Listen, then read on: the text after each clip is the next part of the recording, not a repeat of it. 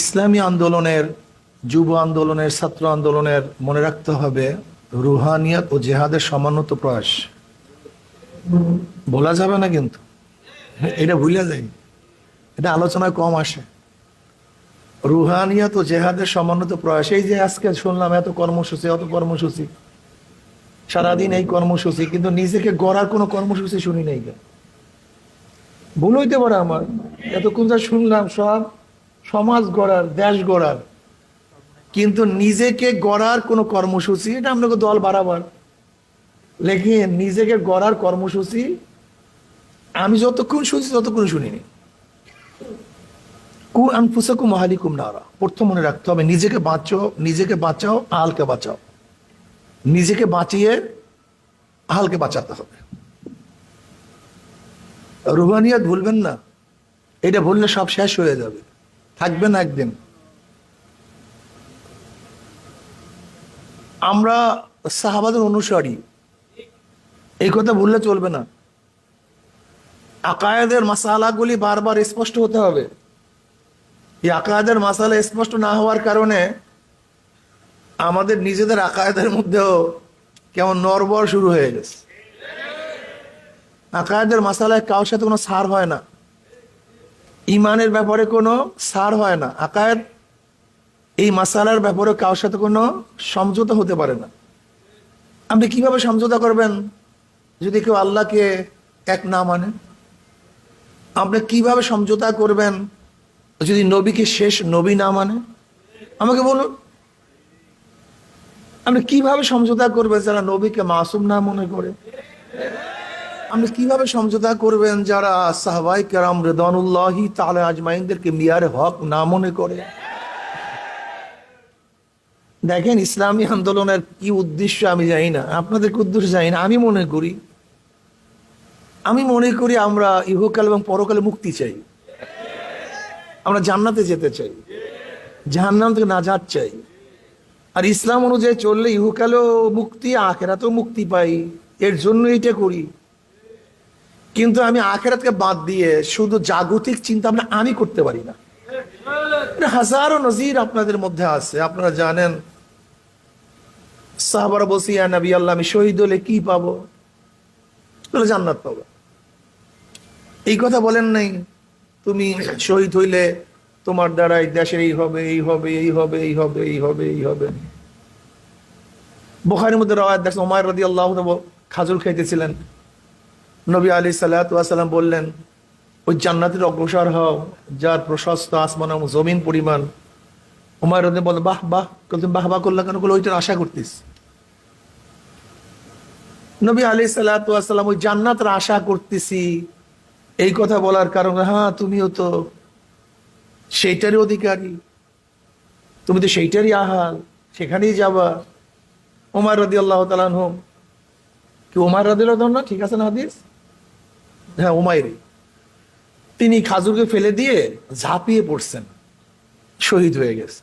আশা কি ছিল ভাই? কথা বলেন না কেন? এক সাহেব বলেন, ইয়া নবী, আমি ঈমান আনলে কি হবে? আমি ঈমান আনলে হবে না কি? বলে জান্নাত পাবা। বলতে আমার কলেমা পড়েন। দেখেন, জান্নাতের সব সুসংবাদ, ঈমান আনলে এই জান্নাত, ভালো কাজ করলে এই জান্নাত। অথচ জান্নাতের সেই আগ্রহ আমাদের মধ্যে নাই। এটা কিন্তু ঈমানের খতরা। আমাদের মূল টার্গেট থাকতে হবে জান্নাত জাহান্নাম, আল্লাহর রেজা। যদি এই মূল উসুল ঠিক থাকে তাহলে সব জায়গায় মিলবে। আর এই মূল ভিত্তি যদি না থাকে তাহলে সব জায়গায় গ্যাঞ্জাম লাগবে। সব জায়গায়, কোনো জায়গায় গ্যাঞ্জাম ছাড়া থাকবে না। জাকি জাল জানেন? জাকি জাল বুনতে দেখছেন? যদি গোড়ায় কোনো এক জায়গায় গলত হয়, মাল্লা কলে মাল্লা উল্লেস, বরিশালের ভাষায় মাল্লা উলে গেছে। এটা আপনারা অনেকে বুঝবেন না। একটা গড় আছে, মাল্লা মানে গড়, জালে একটা গড় আছে। ওই গড় যদি প্রথম একেবারে সেখানে সূচনা, সেখানে যদি ডিস্টার্ব হয় তাহলে গোড়া যত বড় বানান সব জায়গায় ডিস্টার্ব হবে, জাল ঠিক মতো মেলবে না। এটা আমার গোড়ায় গলদ, একটা শব্দ আছে না, কিসে গলদ ভাই? যদি গোড়ায় গলদ হয় আগায় সেই গলদ সারা যায় না। আর যদি গোড়া ঠিক থাকে আগায় যতই গলদ হোক না কেন সারা যায়। কিন্তু গোড়ায় গলদ থাকবে না। ঈমান গোড়া, এখানে গলদ রাখবেন না। আকীদা বিশ্বাস গোড়া, এখানে ছাড় দিবেন না। আহলে সুন্নাত ওয়াল জামাতের আকীদার উপরে দুনিয়ার সমস্ত কিছু লয় হয়ে যাক না কেন, মজবুত থাকবেন, বলবেন না। এই সমস্ত জায়গাগুলি নাড়াবার জন্য খুব চেষ্টা চলবে, এরকম ঝাঁকান দেবেন, ঝাঁকি দেবেন। আমরা বিশ্বাস করেন, আজকে যদি আমি এই সমস্ত কথা না বলি, তা আমার চেয়ে ভালো লোক বাংলাদেশে অন্য কেউ থাকবে, দেখবো সব জায়গায় প্রশংসা। এর জন্য আমার নামে বদনাম বাড়ি করে দেয়, এই হলো সবচেয়ে বড় মানে কি যেন ঐক্যের বাধা। অথচ আমরা ঐক্য করার জন্য হাজারো থিম থিওরি দিয়েছি।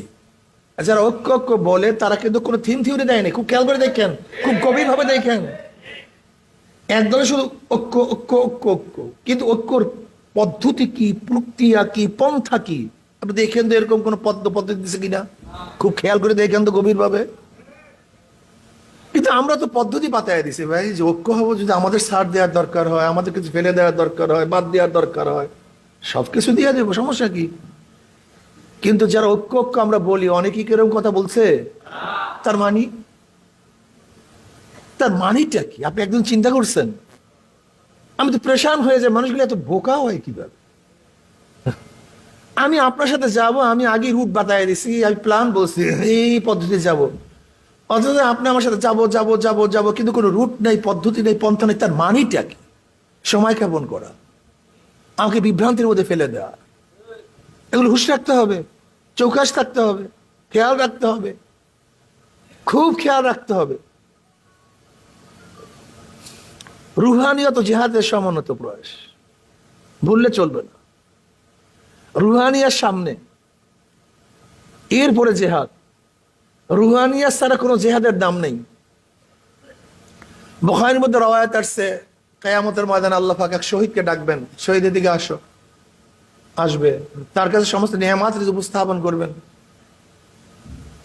এর মোকাবেলায় কি করছো? তাহলে আল্লাহ গলা কাটাই দিছি।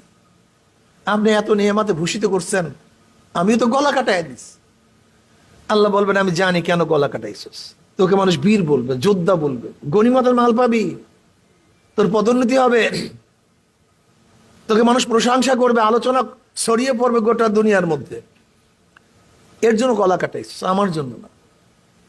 এরপর আল্লাহ পাক বলবে, ধর ধর ইটারে, ওর হাত পার মধ্যে জাহান্নামের শিকার লাগা, টানতে টানতে জাহান্নামে নিক্ষেপ কর। হইছে শহীদ, গেছে কোথায়? এই কলবটা ঠিক করেনি। এই কলবটা ঠিক ছিল না, সব ঠিক ছিল, যোদ্ধা ছিল, বীর ছিল, সব ছিল, কিন্তু কলবটা ঠিক নেই। অথচ কলবের আলোচনা আজকে আমাদের মধ্যে নেই, করতেও চাই না। অথচ এক ব্যক্তি মনে মনে ধারণা করে, আল্লাহ তুমি আমাকে শহীদি মৃত্যু দিও, শহীদি মৃত্যু দিও। ওহুয়া মাতা আলা ফিরাশি, সে তার বিছানায় মারা গেছে, ফাহুয়া শহীদ। সে কি কারণটা?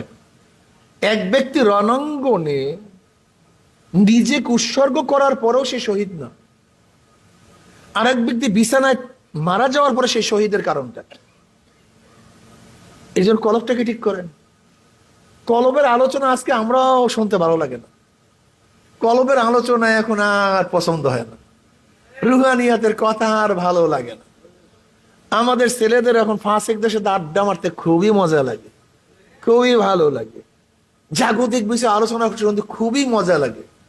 কিন্তু যখন রুহানিয়াতের কথা, একটু তাসকিয়ার কথা, আল্লাহর কথা, জান্নাতের কথা, হুজুর এগুলো এই পুরান ওয়াজ, এগুলো বাদ দেন তো, আল্লাহ কি করি এখন, জান্নাত জাহান্নামের পুরান ওয়াজ বাদ দেবো কিভাবে, তাও তো আমরা কি করি, এক সমস্যায় পড়ছি বলেন তো।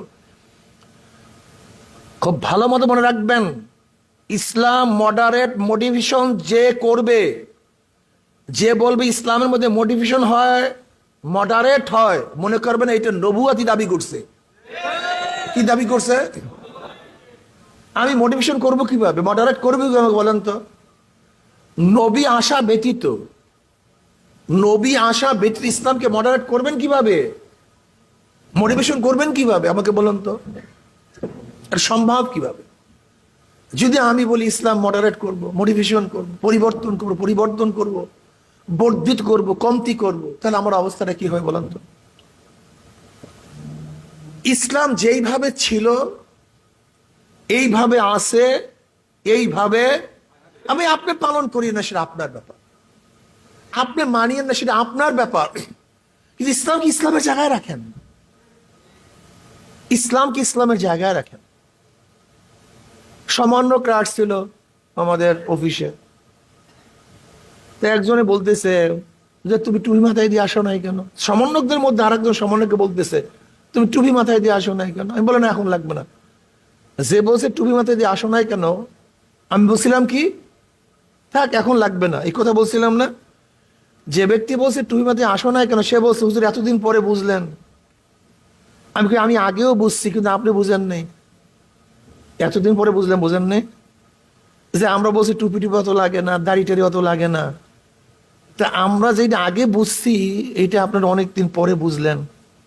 আমি বললাম আমরা অনেক আগে বুঝছি, তুমি ভালো মতো বুঝো নেই। আমি বলি তা আবার কি? শোনেন, আমি বললাম দেখো তোমাদের সমস্যাটা কি, তোমাদের সমস্যাটা আমি যেটা করব না সেটা স্বীকৃতি তুমি চাও। যেমন আমি টুপি মাথায় দেবো না, হুজুর স্বীকৃতি দেন টুপি লাগবে না। হুজুর আমি দাড়ি রাখবো না, আপনি স্বীকৃতি দেন দাড়ি লাগবে না। হুজুর আমি দাড়ি ছাড়বো, স্বীকৃতি দেন আমি দাড়ি ছাড়বো। আমি সুন্নতে জামা পরবো না, হুজুর স্বীকৃতি দেন এটা পড়ার দরকার নেই। আমি মানে স্বীকৃতি চাইও না, বরং কেউ ফার্স্ট ক্লাস ফার্স্ট হবে, কেউ 33 পেয়ে পাশ করবে। তুমি এইটা মনে করো, তুমি আমাদের স্বীকৃতি নিচ্ছ কেন, নিতে চাও কেন? যে যত বেশি আমল করবে তার মান মর্যাদা তত বাড়তে থাকবে, যে যত কম আমল করবে তার মান মর্যাদা তত কমতে থাকবে। যে যত মার্কস বেশি পাবে তার মর্যাদা তত বাড়তে থাকবে। ন্যাক একটা মর্যাদা, একটা মার্কস। যে যত বেশি ন্যাক করবে তার মর্যাদা বাড়তে থাকবে। কিন্তু তোমাদের অবস্থা হলো এই, তোমরা বলতে চাও যে আমি পর্দা করবো না, কাজে স্বীকৃতি দিয়ে দেন যে পর্দা লাগবে না। এই তোমাদের সমস্যাই একেবারে কথাটা তার হৃদয় লাগছে। আমাদের অবস্থা হলে আমি যেটা করবো আমাকে স্বীকৃতি দিয়ে দেন হুজুর। আমি নামাজ পড়তে পারবো না, স্বীকৃতি দিয়ে দেন। আমি এত নফল আদায় করতে স্বীকৃতি দিয়ে দেন, লাগে না। এরকম আদায় করতে যান না, বরং আপনি এই ধারণা রাখেন যে যদি কোনো ব্যক্তি জীবনে একবার ইমানের সাথে আল্লাহকে আল্লাহ বলিয়া ডাক দেয়, সে একদিন না একদিন জান্নাতে যেতে পারবে, নাকি ভাই? যদি কেউ জীবনে একবার আল্লাহকে আল্লাহ বলিয়া ডাক দেয়, তাহলে সে একদিন না একদিন জান্নাতে যেতে, কোনো নামাজ নাই, রোজা নাই, কিচ্ছু নাই, শুধু একবার ইমানের সাথে বলছে, সে একদিন যেতে পারবে। তার মানে এখন এই মাসালা, হুজুর যেহেতু একদিন না একদিন জান্নাতে যেতেই পারবে, তার নামাজের দরকারটা কি? এটা বলবেন? রোজার দরকারটা কি? এই কথা কোনো পাগলেও বলে? ভাই এইটি হলো একেবারে জান্নাতে যাওয়ার শেষ স্তর, কিন্তু গুতা আছে অনেক, অনেক কঠিন শাস্তি আছে। 33 পাইলেও পাস করবে, করবে না আমরা তা বলছি না, কিন্তু তার মানে হলে 33 পাবা এই চিন্তায় তুমি থাকবা। আমাদের তো উচিত হলো তুমি গোল্ডেন প্লাস পাও, ভালো রেজাল্ট করো। কিন্তু তোমাদের অবস্থা হলে হুজুর এই আমি ঘোরাফেরা সবকিছু করব, খেলাধুলা সবকিছু করব, কাজে আমাকে বললেন সবকিছু ঠিক আছে, এগুলো কোনো কিছু বাদ দেওয়ার দরকার নেই। এরকম যেরকম একজন ছাত্র গভেট হওয়ার জন্য যথেষ্ট, ঠিক আমরাও আমাদের মনের মধ্যে ধারণা করি হুজুর আমরা যা কিছু করি সব স্বীকৃতি দিয়ে দেন, এত কিছুর প্রয়োজন নেই। যদি এরকম হয় তাহলে আমার সে বাজে উস্তাদ আর দুনিয়াতে কেউ নেই। যেমন একজন উস্তাদ একজন ছাত্রকে 33 পর্যন্ত সীমাবদ্ধ রাখতে চায় না, ভালো উস্তাদ চায় তার তারাক্কি হোক।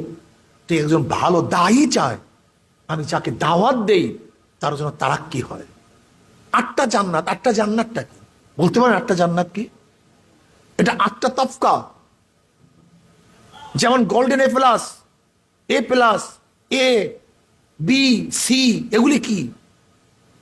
এগুলি একটা তফকা, একটা তফকা, একটা মান। ঠিক 8টা জান্নাত, 8টা মান। 8টা জান্নাত মানে 8টা মান। নবী আলাইহিস সালাতু ওয়াস সালাম ফরমান এক একটা মানের মধ্যে আরেকটা মানের পার্থক্যটা কি? নবী আলাইহিস সালাতু ওয়াস সালাম ফরমান এক জান্নাতের মধ্যে আরেক জান্নাতের পার্থক্য আসমান এবং জমিন যেভাবে পার্থক্য, এইভাবে পার্থক্য।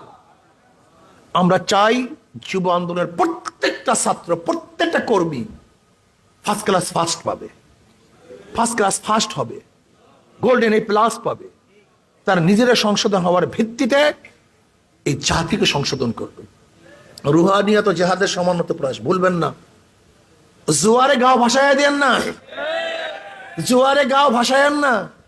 জোয়ারে ঘাও ভাসাবার দল ইসলামী আন্দোলন বাংলাদেশ না, এরা হকের উপরে থাকে। যেখানে হক আছে সেখানে তারা আছে, যেখানে হক নেই সেখানে তারা নেই। মনে রাখবেন, আল্লাহ না করে যদি শুধু ক্ষমতার পাগল হন তাহলে আদর্শ নীতি ঠিক রাখতে পারবেন না। যদি আদর্শ নীতির পাগল হন, আজকে হোক কালকে হোক, একদিন একজন ক্ষমতা জিতেই পারবেন ইনশাআল্লাহ। খবরদার তড়িঘড়ি করবেন না কোনো জিনিসে, তড়িঘড়ি করার কোনো সুযোগ নাই। খেয়ালের সাথে কাজ করতে হবে, জোশের সাথে হুশ, হুশের সাথে জোশ, দুইটা জিনিস লাগবে। আজকে আমাদের বর্তমান অবস্থাটা কি, দেশের অবস্থাটা কি, সমাজের অবস্থাটা কি, মানুষের চাহিদাটা কি, এগুলি সব আপনাদের নখদর্পণে থাকতে হবে। দাওয়াতের একটা প্রক্রিয়া হলো এই যে জনাবে মুহাম্মদ রাসূলুল্লাহ সাল্লাল্লাহু আলাইহি ওয়াসাল্লাম আল্লাহর কাছে ভালো নেতা চাইছেন। আল্লাহুম্মা আইজিল ইসলামা বিআহাব্বির রাজুলাইনি ইলাইকা মিন ওমর ইবনে খাত্তাব ওয়া ওমর ইবনে হিশাম। মাওলায় দুই ওমরের মধ্য থেকে এক ওমরের মাধ্যমে ইসলামকে শক্তিশালী কর। তার মানে ওমর আসার আগ পর্যন্ত ইসলাম ছিল দুর্বল। তার মানে ইসলাম দুর্বল হওয়ার কারণটা কি? যতদিন পর্যন্ত ইসলামের মধ্যে দুর্বল লোকগুলি ছিল ততদিন ইসলাম দুর্বল ছিল। যখন ইসলামের মধ্যে শক্তিশালী লোকগুলি আসছে তখন ইসলাম শক্তিশালী হয়েছে। তার মানে সমাজের শক্তিশালী মানুষগুলি যখন ইসলামের মধ্যে আসবে তখন ইসলাম শক্তিশালী। আর যখন সমাজের মধ্যে শক্তিশালী লোকগুলি ইসলামের মধ্যে আসবে না তখন ইসলাম কি হবে? দুর্বল হবে। নবী আলাইহিস সালাম কি বলেছেন? আন-নাসু মাআদিনু কামাআদিনিজ যাহাবি ওয়াল ফিদ্দা খিয়ারুম ফিল জাহিলিয়াতি খিয়ারুম ফিল ইসলাম ইযা ফাকিহু। বুখারীর মধ্যে রওয়ায়াত আছে, মানুষগুলি সোনা এবং রূপার খনির ন্যায় খনি। এদিকে তাকাই,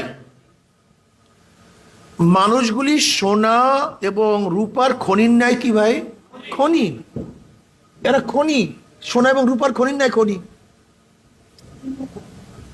খেয়ারুম ফিল জাহিলিয়াতি খেয়ারুম ফিল ইসলাম, যারা ইসলামের যুগেও বেঈমানি যুগেও জাহিলি যুগেও যারা উত্তম, ইসলামের যুগে তারাই উত্তম।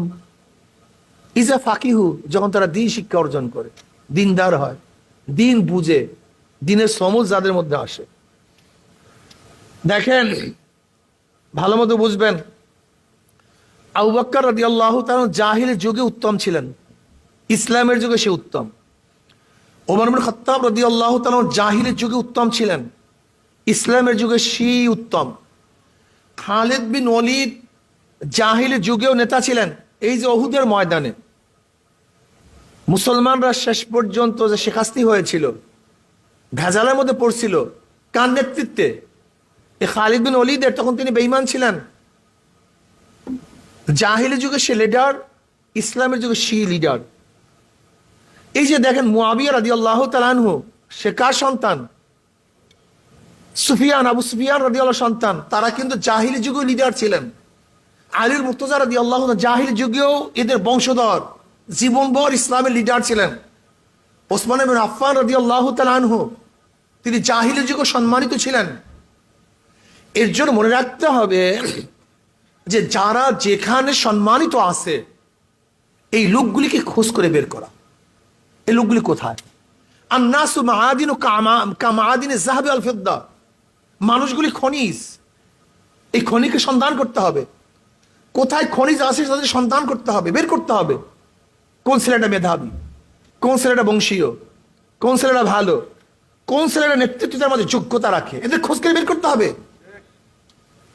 এদেরকে বের করতে হবে। যতক্ষণ পর্যন্ত খনি আবিষ্কার করা না যাবে ততদিন পর্যন্ত অলংকার হবে না। এদেরকে বের করতে হবে।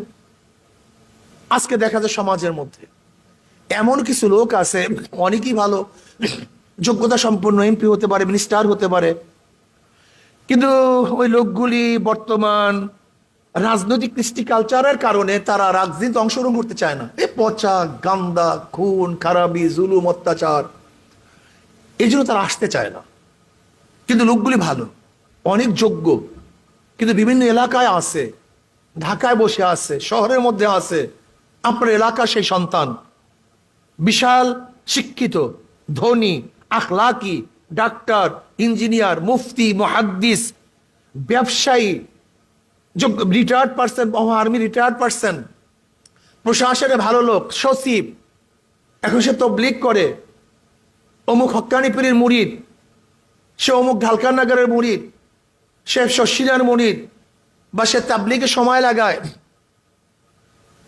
সে যাত্রাবাড়ির মুরিদ, হযরতের সাথে সম্পর্ক রাখে, এরকম একজন ভালো ব্যক্তি, যোগ্যতা সম্পন্ন, আমার দলের না, আমার পীর ভাই না, কিন্তু লোকটা যোগ্য। লোকটা কি? কথা বলেন। তার কাছে যান, তার কাছে দাওয়াত পৌঁছান। এরকম পুরা সিটের মধ্যে, 300 সিটের মধ্যে দেন 5 জন লোক তৈরি করেন, 10 জন লোক তৈরি করেন, যে লোকগুলি খুবই যোগ্যতা সম্পন্ন, যাকে মানুষ পছন্দ করবে, এক কথায় মানুষ তাকে ভোট দিবে, তার নেতৃত্ব সবাই গ্রহণ করবে। কিন্তু এই দাওয়াত না পাওয়ার কারণে সে বিভিন্ন জায়গায় পড়ে আস। এটা পছন্দ, এরকম আছে কি নাই? প্রত্যেক এলাকার মধ্যে, প্রত্যেক এলাকার মধ্যে আস। এদেরকে খোঁজ করে বের করেন, খুশুসি তাদের কাছে দাওয়াত পৌঁছান, তাদের কাছে যান, 10 জনের কাছে দাওয়াত পৌঁছান। একজন তো কাজে লাগতে পারে নাকি ভাই? 10 জনের কাছে একজন কাজে লাগতে পারে না? যদি আলহামদুলিল্লাহ এরকম লোকগুলি ব্যক্তিত্বদেরকে আমরা একত্রিত করতে পারি, যেরকম পারমাণবিক বোমা, এর যতগুলি অংশ সব এক জায়গায় না, বিভিন্ন জায়গায়, এই পাওয়ারগুলি ভিন্ন বিচ্ছিন্ন। এই পাওয়ারগুলি যখন বিচ্ছিন্ন থাকে তখন পারমাণবিক বোমা হয় না, কিন্তু এই পাওয়ারগুলিকে যখন একত্রিত করে তখন কি হয়? মারাত্মক অবস্থা হয়ে যায়, দুনিয়া লয় করে দেয়। ঠিক আজকে আমাদের হাজারো পাওয়ার বিভিন্ন জায়গায় ছড়ানো ছিটানো আছে, বিভিন্ন ব্যক্তিত্ব বিভিন্ন জায়গায় ছড়ানো ছিটানো আছে। ওদেরকে যদি একত্রিত করতে পারেন, এক জায়গায় নিয়ে আসতে পারেন, আপনি বিশ্বাস করতে পারবেন না এমন বিস্ফোরণ সৃষ্টি হবে, যে বিস্ফোরণের মাধ্যমে সমস্ত জাহিলিয়াত, সমস্ত জুলুম অত্যাচার দূর হয়ে যাবে ইনশাআল্লাহ। এদেরকে একত্রিত করেন, এদের কাছে দাওয়াত নিয়ে যান। যুব আন্দোলনের কাজটা কি হবে? খুশুসি আপনার এলাকার মধ্যে কয়জন লোক এই মানের আস, এর জন্য ভিন্ন একটা কাফেলা তৈরি, ছোট্ট 3 সদস্য, বেশি না। আপনার ইউনিটের মধ্যে, আপনার এলাকার মধ্যে যারা যোগ্যতা সম্পন্ন, এরকম 3 সদস্যের কাফেলা করেন, লিস্টি করেন আপনার এলাকার মধ্যে কয়জন ব্যক্তি আছে। এক দলে আওয়াম দাওয়াত দিবে, সবাইকে দাওয়াত দিবে, আমি কথাটা ক্লিয়ার? আর 2-3 জন, মাত্র 2-3 জন ব্যক্তি আপনাদের টিমের মধ্যে যারা চৌকাশ, যারা যোগ্যতা সম্পন্ন, এরকম 3 জনের সমন্বয় আপনাদের যুব আন্দোলন থাকবে, এরকম ব্যাপারটা না। আপনাদের পুরো সংগঠনের মধ্যে যেখানে যে আসে না কেন, এদের মধ্য থেকে 3 সদস্য বা 5 সদস্যের একটা টিম করবেন। এদের কাজই হবে লিস্টি করা, আমার এই কনস্টিটিউশনের মধ্যে কতগুলি লোক যোগ্যতা সম্পন্ন আছে, কোথায় তারা থাকে, এদেরকে লিস্টি করে এদের কাছে দাওয়াত পৌঁছান। ইনশাআল্লাহ যদি 10 জন টার্গেট নিয়ে নামেন, যদি আল্লাহ সেখান থেকে একজনকে কবুল করে, আমরা কিন্তু সাকসেস। ইসলামী আন্দোলনের সবচেয়ে দুর্বলতাটা কি? ইসলামী আন্দোলনের কাজ কর্ম, তাদের কর্মসূচি, তাদের প্রতি মানুষের আকর্ষণ আলহামদুলিল্লাহ আকাশচুম্বী। আমরা বিশ্বাস করতে পারবেন না যে ইসলামী আন্দোলন কালকে মাত্র 7 দিনের নোটিশে কালকে আমরা আসলেই একটা প্রোগ্রাম করলাম, তাও শ্রমিক আন্দোলনের ব্যানারে। কালকে এই র্যান্ডাম বৃষ্টি, কতদিন পর্যন্ত পুরা বৃষ্টি, মাঠের মধ্যে এই পর্যন্ত পানি, দুপুরেও বৃষ্টি, এর মধ্যে কালকে প্রোগ্রাম দেখলে আপনার নিজের আশ্চর্য হয়ে যাবে। গত পরশু বৃহস্পতিবার হিজলা প্রোগ্রাম করলাম, 3-4 দিন, তা ইসলামী আন্দোলনের প্রোগ্রাম, ইসলামী আন্দোলনের নামে গণসমাবেশ। 3-4 দিন না 5 দিন পর্যন্ত পুরা বৃষ্টি, মাঠের মধ্যে এই পর্যন্ত পানি। সুবহান আল্লাহ। আমি রাত্র 9:30 উঠলাম, না জানি কয়টায়, 9:30, 9:30 উঠছি, পুরা মাঠ, বিশাল মাঠ, পুরা মাঠ প্যাকড আপ, পুরা মাঠটা প্যাকড আপ। তার মানিটা কি? তার মানিটা কি? আপনাদেরকে মানুষ চায়, গ্রহণ করছে, আপনাদের কাছে আসতে চায়। এখন দরকার পিলার। পিলার বুঝেন? আমাদের কাওরাবুন হুজুর রহমতুল্লাহ আলাই বারবার একটা কথা বলতে, যে দেখো সাগরের মতো একটা বাঁশ গাঢ় ভালো মতো, যদি সাগরতে বাঁশ গাঁটতে পারো, দেখবে বাঁশের সাথে আস্তে আস্তে কচুটি পানা ঘুরতে করতে জমতে জমতে বিশাল, কথাটা বোঝাতে পারিনি, এক বিশাল স্তূপ হয়ে যাবে। ঠিক আপনাদের দরকার এরকম লিডার, প্রত্যেক একটা পিলার, এই পিলারকে কেন্দ্র করে এলাকার সবাই ঘুরতে থাকবে। যে কোনো সমস্যা সমাধান তারা দিবে। একজন বিপদে পড়বে, সবাই পরিকল্পিতভাবে তার কাছে যাবে। একজন সমস্যা আছে, তার সমস্যা সলভ করার জন্য কি কি পদক্ষেপের প্রয়োজন তারা এটা গ্রহণ করবে।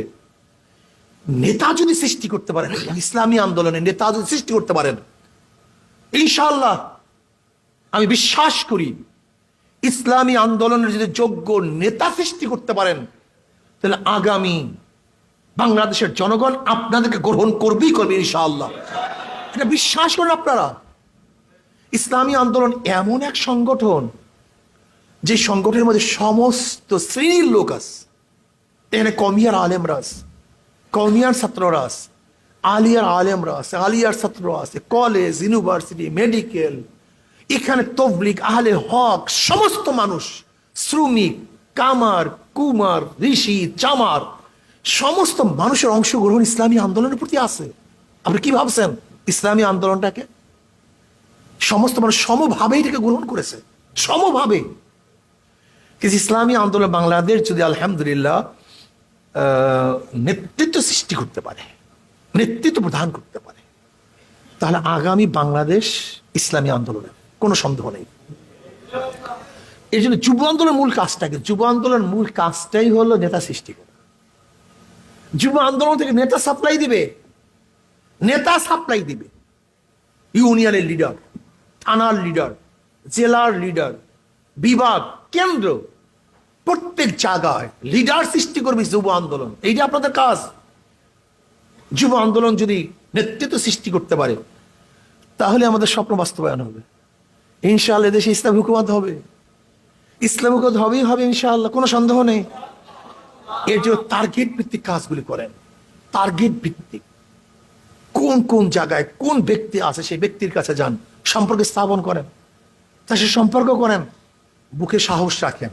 মরা বাসা হবেই এক হবে একদিন ইনশাআল্লাহ। ইনশাআল্লাহ তিনটা জিনিস যদি ঠিক থাকে তাহলে সেখানে উইন করা যায়। কয়টা জিনিস ভাই? ব্যক্তি, সংগঠন, অর্থ। আমার কয় মিনিট স্যার? হ্যাঁ,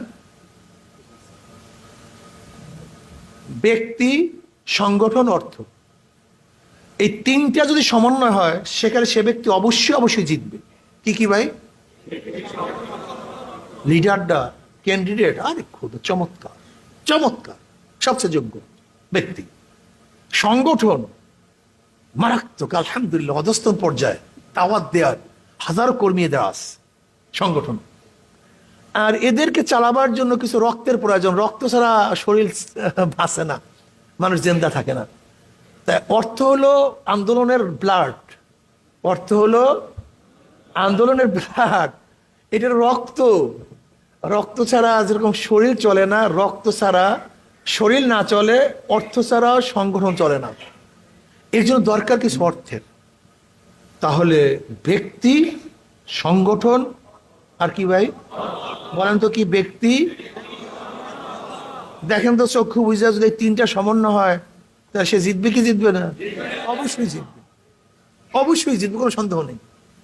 এর জন্য এখন থেকে লিডার চুজ করেন, সংগঠন মজবুত করেন, আর সংগঠন চলার জন্য যেই পরিমাণের অর্থের প্রয়োজন আছে সেই অর্থ যোগাবার চেষ্টা করেন।